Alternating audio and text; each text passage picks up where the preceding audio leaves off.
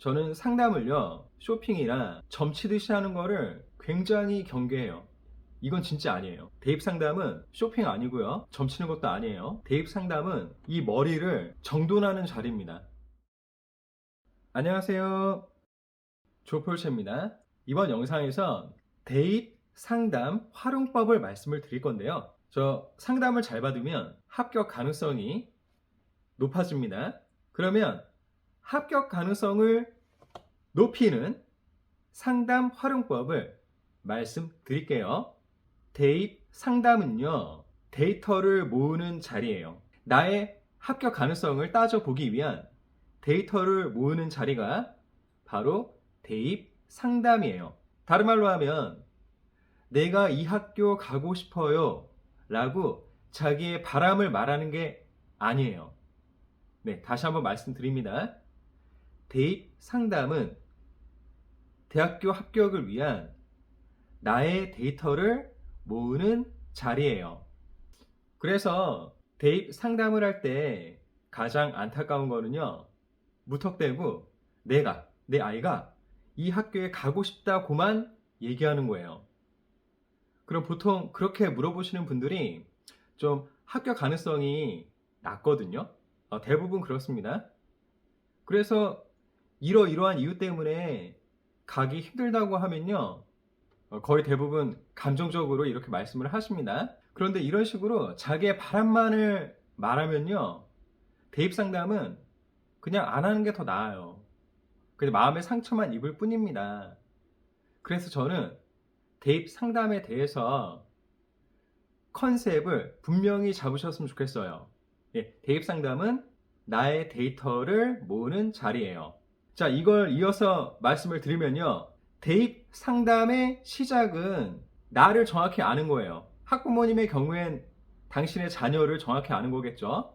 그러면 대학교 합격에 필요한 나의 정보는 뭐겠어요? 네, 바로 성적이죠. 학교의 내신, 그리고 모의고사 점수, 그 성적을 매우 세밀하게 알아둬야 되는 겁니다. 이걸 모르는 분들도 적지 않아요. 그리고 학생부에 기재된 내용을 또 구체적으로 정확히 알고 있어야죠. 그 다음에 나의 지금 현재 성적에 맞춰서 갈 수 있는 학교와 전공이 어딘지를 알아둬야 되고요.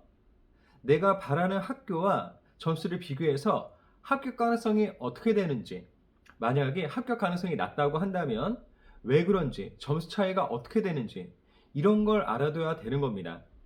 그래서 대입 상담을 받을 때는요, 나 또는 나의 아이의 정보를 객관적으로 정확히 알아둬야 되는 거예요. 이렇게 나에 대한 세팅을 마치고 나서 상담을 할 때 그 상담이 일단 본인한테 좋습니다. 본인한테 제일 좋아요. 시간도 아끼고요. 감정도 상하지 않고요. 합격 가능성을 높여주는 양질의 정보를 갖게 됩니다. 그러니까요, 대입 상담은 이성적인 자리예요. 이성적으로 접근을 하셔야 됩니다.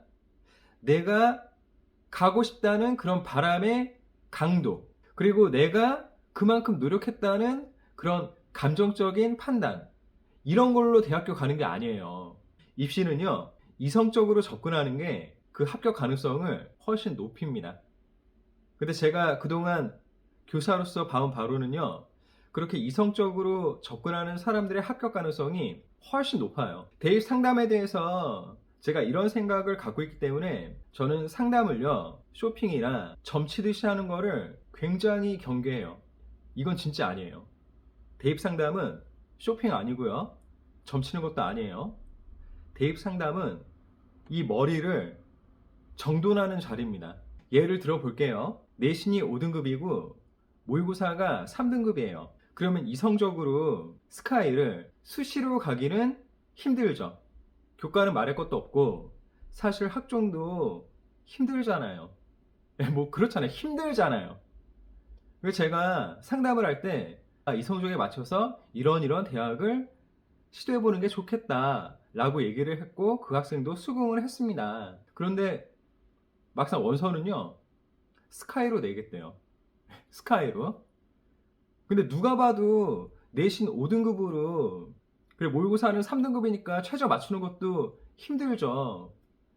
그러면 학종은 가능성이 매우 낮은 건 맞잖아요. 근데 그 학생이요, 딴 데서 상담을 받았는데 된다고 했대요. 예. 뭐, 바라는 대로 쓰라고는 했습니다. 결과는 학종으로는 안 됐어요. 그냥 학종만 얘기하겠습니다. 예. 어쨌든 그 성적으로 스카이를 학종으로 가기는 쉽지는 않잖아요. 근데 여러분 있잖아요. 그 학생이 어디선가 상담을 받을 땐 붙는다고 들은 겁니다. 이게 포인트예요. 여러분이 100명한테 상담을 받는다고 해봐요. 그러면 그 중에 한 명은 여러분이 바라는 그 얘기를 하는 사람이 있습니다. 99명은 객관적으로 이러이러하기 때문에 안 된다고 그래도 한 명은 된다고 하는 사람이 있어요. 그러면 그 수험생 당사자와 그 당사자의 학부모님께서는 그 한 명의 말에 꽂히는 거예요. 그래서 시도를 하는 거예요. 그런데 그런 식으로 하면 제가 만나본 바로는 100%다 안 됐어요. 제가 만나본 사람에만 해당이 되는 거예요. 수험생 본인과 또 학부모님의 절박함은 뭐 말할 수가 없죠. 당사자인데 제가 어찌 감히 그 마음의 괴로움을 그리고 바람을 판단할 수 있겠어요. 그거 가지고 옳다 그르다라고 말하는 게 아니에요. 그런데 바로 그런 절박한 상황이기 때문에 99명이 말하는 건 들리지 않고요. 단 한 명이 말하는 내가 바라는 붙는다는 말에 그냥 꽂혀버리는 거예요. 이게 바로 확증 편향입니다. 이것 꼭 명심하세요. 그래서 주의하셔야 돼요. 만약에 이 영상을 보시는 분이 고3이나 그런 N수생이 아니라면 좀 절박함이 덜 하겠죠. 바로 겪고 있는 건 아니니까. 그러면요, 이렇게 좀 절박함이 덜할 때, 다른 말로 하면 여유가 있을 때 이성적인 연습을 하셔야 돼요. 그래서 지금 여러분이 상담을 틈틈이 받으실 텐데 그때마다 자신의 이성을 가동하고 이성을 단련시키는 연습을 하셔야 됩니다. 그렇게 상담을 받을 때 대학교 합격의 가능성이 더 높아지는 거예요. 이성적인 자리라는 거. 나의 바람을 토로하고 나의 감정을 그 순간에 충족시키는 게 아니라 나의 이성을 객관적이고 냉철하게 살펴보고 정돈하면서 그 대학 합격에 맞춰 다시 정돈을 하는 것. 그게 바로 상담인 겁니다. 이것 꼭 명심하세요. 자, 그럼 정리하겠습니다. 이 정리는 매우 중요해서 제가 읽어드릴게요. 대입 상담은 철저히 객관적인 데이터를 온전한 이성으로 소화해 가장 합리적으로 선택. 이게 바로 대입 상담의 요체입니다. 대입 상담은 사실 공부인 거예요. 우리가 메타인지 얘기 많이 하잖아요. 대학 합격에 맞춰 자신의 학업을 다시 계획하는 것. 이게 바로 대입 상담인 거예요. 대입 상담을 잘 활용하셔서 모두 바라시는 학교와 전공에 합격하시길 바랍니다. 계속 응원할게요. 응원합니다. 화이팅! 더 좋은 수업, 더 좋은 세상. 언어를 넘은 치유. 이 꿈에 함께 하셔서 감사드립니다. 그럼 행복하세요. 다음에 또 만나요.